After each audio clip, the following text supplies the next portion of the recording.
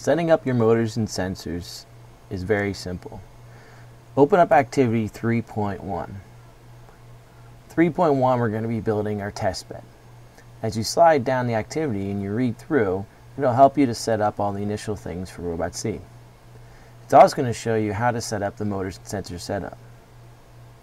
What you'll need to do is copy each individual motor or sensor as labeled.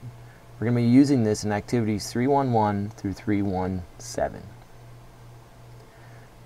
So toggle back and forth between these two to make sure that you name them appropriately.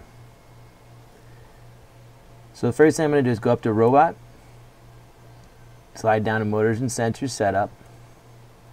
And then I'm going to set up my motors, my analog sensors, and my digital sensors. One of the first things it asks us to set up in activity 3.1 is our flashlight.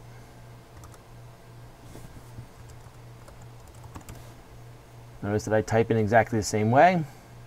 I'm also going to set it up so it's a VEX flashlight. The next thing we're going to do is set up the right motor and then the left motor. Right motor, and that is a 269 motor. Left motor. Keep in mind that the capitalization of letters is really important. One of the last things we're going to do here underneath the Motors tab is set up our servo motor.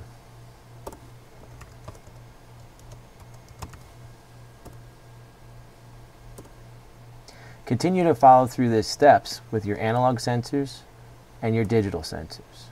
Again, keeping in mind that you name them exactly the same way.